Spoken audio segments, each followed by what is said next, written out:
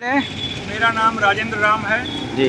मैं घोसी लोकसभा निर्वाचन क्षेत्र से निर्दल प्रत्याशी के रूप में चुनाव लड़ रहा हूँ। क्या पार्टी से नहीं आप अपने मिला टिकट आपको? पार्टी से टिकट नहीं, पार्टियों से टिकट लेने की कोशिश किया लेकिन नाकाम रहा। हाँ। इसलिए निर्दल प्रत्याशी के रूप में ये चुनाव लड़ रहा हूँ। तो बसपा की पार्टी एसी की जो मुखिया हैं बंक कुमार मायावती, क्या उनसे आपने नहीं मुलाकात? नहीं, वहाँ तक तो मैं पहुँच नहीं पाया, लेकिन जो उनके दूसरे तीसरे रैंक के जो लीडर हैं उनसे मैंने संपर्क साधा जी, लेकिन नाकाम रहा, टिकट नहीं मिला। ठीक है। जनता आपको वोट क्यों देगी? क्यों दे? जनता इसलिए वोट देगी कि जितने भी घोसी लोकसभा में प्रत्याशी खड़े हैं जी मैं उनसे योग्य हूँ। जी मेरे पर कोई भ्रष्टाचार का आरोप नहीं है। जी मैं भारत सरकार के रेल मंत्रालय में मेरे पास 35 वर्ष शासन में काम करने का अनुभव है जी और मैं सबसे बड़ा मेरे में है कि मैं लोकल हूँ। मैं घोसी लोकसभा के क्षेत्र के मऊ गांव के रणबीरपुर का रहने वाला हूँ और जितने प्रत्याशी हैं, राजीव राय जी वो बलिया के रहने वाले हैं, अरविंद राजभर जी वो बनारस के रहने वाले हैं, तो मैं मऊ का लोकल रहने वाला हूँ, इसलिए लोग हमें वोट देंगे। तो क्या मुद्दा रहेगी आपकी? मेरा मुद्दा जो है संविधान बचाओ, भारतीय जनता पार्टी को हराओ, आरक्षण बचाओ, भारतीय जनता पार्टी को हराओ, ये मेरा मुद्दा रहेगा। इतनी बड़ी पार्टी से आप लड़ रहे हैं बीजेपी से, तो क्या आपको कैसे आपको हो रहा है महसूस? भारत का जो संविधान है उसके सामने प्रधानमंत्री या राष्ट्रपति कोई भी पदाधिकारी आम आदमी एक समान है। संविधान और कानून के सामने न कोई छोटा है न कोई बड़ा है।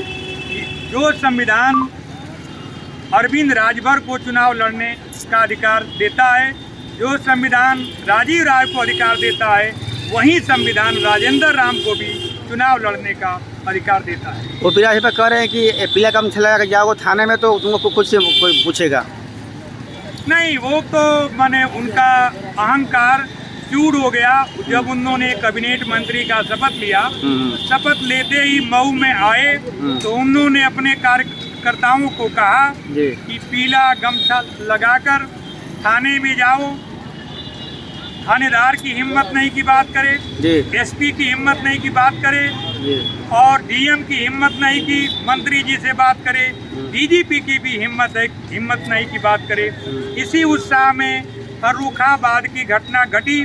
वहाँ उनका एक पदाधिकारी पीला गमछा लेके गया, थाने इंचार्ज से बदतमीजी किया और उसका परिणाम आपके सामने है कि उनका गमछा रख लिया गया, मोबाइल रख ली गई, मारा गया और वो मंत्री जी को फोन लगाते रहे और मंत्री जी ने कोई उनकी मदद नहीं की। अंत में इसी मीडिया ने उस घटना को हाईलाइट किया, तब उस पुलिस अफसर के विरुद्ध कार्रवाई हुई।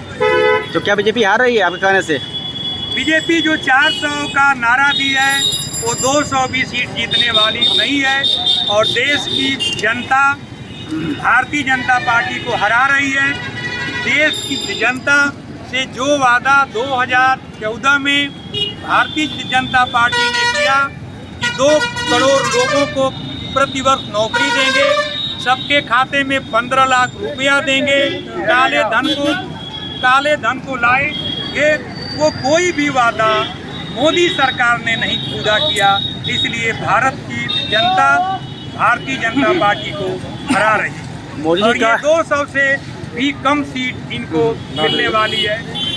और यदि ये सरकार दोबारा रिपीट होती है, सत्ता में यदि मोदी सरकार दोबारा आती है, तो ये बहुत काफ़ी खतरा है कि भारत के संविधान को बदल दिया जाए, जो SC ST OBC का आरक्षण है उसको छीन लिया जाए और लोकतंत्र का भी हत्या हो सकती है।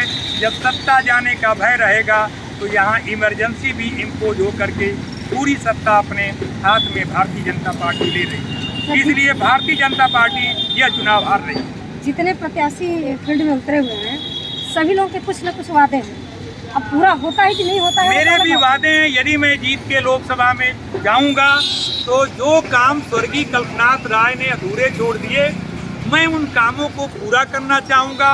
मैं मऊ में हवाई अड्डे बनवाने की कोशिश करूँगा।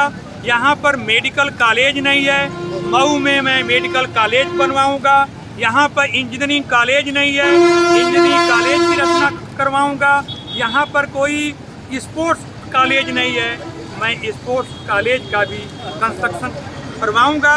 यदि घोसी लोकसभा क्षेत्र की जनता मतदाता वोट देते हैं तो मैं अपने वादों को पूरा जरूर। कल्पनाथ राय के मरने के बाद जितने प्रत्याशी आते हैं सभी लोगों के तो वादे ऐसे ही रहते हैं, लेकिन मैं पूरा तो पहली बार आया हूँ, मैंने कोई वादा नहीं किया, मैं चुनाव पहली बार आया हूँ।